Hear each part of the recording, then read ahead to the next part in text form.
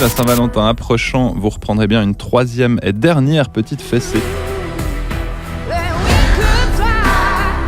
Je devrais désobéir plus souvent. Nous sommes suivis. Alors on est évidemment sur l'adaptation du dernier volet de la trilogie, enfin dernier volet à voir, puisqu'en 2015 et 2017 sont sortis les points de vue de Christian Grey sur la situation, puisque vous savez, les 3 premiers livres suivaient Anastasia Steele, donc la jeune et ingénue étudiante, et les 2 derniers volets, pognon oblige à mon avis, puisque les 3 premiers avaient rapporté tellement d'argent, elle a sorti un numéro 4 et un numéro 5 du point de vue Christian Grey. Tu as envie de jouer? Oui, monsieur. Christian. J'ai juré de te protéger, je le ferai. On poursuit avec le labyrinthe, le remède mortel.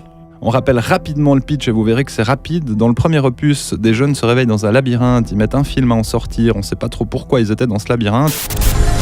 On a passé 3 ans derrière des murs à essayer de s'évader. Et maintenant, il faut y retourner.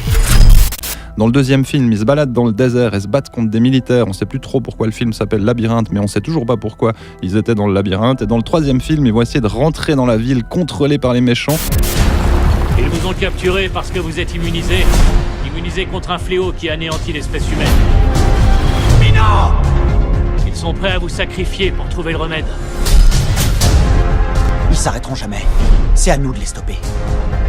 La dernière ville. Un autre film qui sort aujourd'hui, c'est un film de Clint Eastwood, 15h17 pour Paris. Voilà quelqu'un qui n'a plus rien à prouver à Hollywood.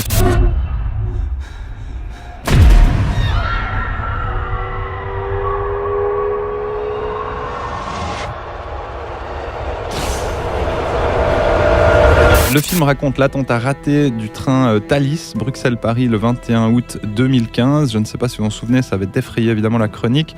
L'attentat avait été déjoué par les usagers du train.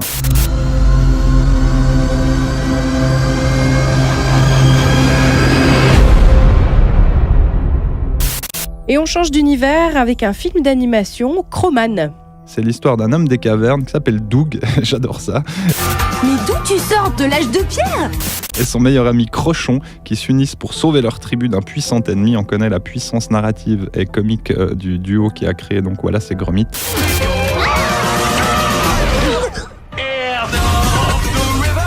Sois sage. Tu restes là. On doit surtout pas se faire remarquer, d'accord?